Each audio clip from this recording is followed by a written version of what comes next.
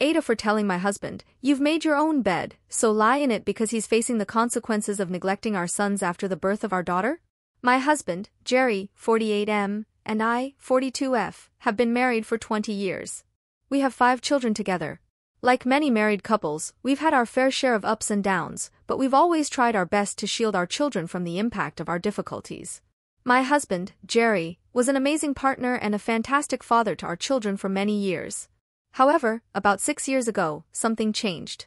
It's important to note that Jerry had always longed to be a dad to a daughter or daughters. It was his lifelong dream to raise girls. When we got married, Jerry frequently expressed his desire to be a father to daughters. When I finally became pregnant for the first time, we both hoped for a girl, but instead, we had a boy. While Jerry was initially disappointed, he still poured his heart into our first child. We went on to have 3 more boys after that, and every time Jerry saw his brothers and sisters with their daughters, I could tell that he was feeling disappointed. Despite his disappointment, Jerry never treated our boys poorly. Instead of dwelling on his disappointment, Jerry made sure to show his love for our boys. Every weekend, he would take them fishing or hiking, doing things they enjoyed. Our children became huge fans of their dad. They have always made special Father's Day cards for him, even since they were young and began to understand the concept of the holiday. Despite his initial desires, Jerry had clearly become a devoted father to our sons. 5 years after our youngest child was born, I unexpectedly discovered I was pregnant again. Unfortunately, this pregnancy was different and quite challenging for me, especially as I struggled with housework after 6 months. I felt ill most of the time. For the baby shower, Jerry's mother arranged it as she always did, and it was a joyous occasion because we discovered we were having a girl. Jerry was so overjoyed that he shed tears of happiness and hugged me tightly. I was given extra care due to both my sickness and the fact that I was carrying a girl. I love all my children equally, but I couldn't help but notice a significant change in my husband after the birth of our first daughter, Ava. He began distancing himself from our boys, particularly our oldest son Jeremy, who will turn 16 this year. The twins, Richard and Jake, are 13 years old, and the youngest, Archie, is just 11. Before Ava was born, Jerry was an active and engaged father to our boys, taking them on adventures and spending quality time with them. However, for the past 6 years, he has been emotionally and physically absent from their lives. I have tried my best to foster a healthy relationship between my husband and our sons, but unfortunately, my efforts have been in vain. He continuously refuses to divide his attention and affection between our boys and our daughter, citing that daughters require extra care and delicacy. Despite my numerous attempts, I have failed to bring them closer.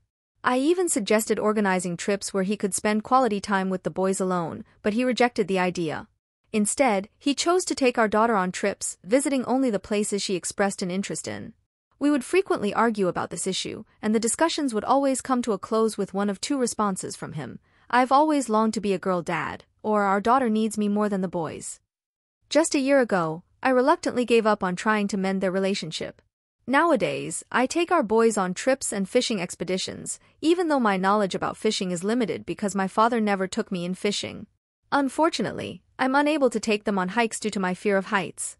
Despite my shortcomings, I'm doing my best to be fun and engaging. My daughter Ava started school just last year, and her father, Jerry, has been spoiling her ever since then. While Ava is generally a well-behaved child, I occasionally try to enforce stricter boundaries as I feel that Jerry is overindulging her. One particular habit of hers that can be endearing yet irritating at times is her fondness for scribbling on papers and walls with crayons, creating cute drawings in unexpected places. As sweet as it may be, it can sometimes be a bit exasperating. One evening, my eldest son, Jeremy, accompanied me to buy groceries. When we returned home, the twins, Richard and Jake, remained there along with Ava. They didn't notice when Ava went into Jeremy's room and drew pictures of cats and dogs on his assignments and walls. Jeremy didn't express his irritation then, but he started locking his door whenever he was out of the house.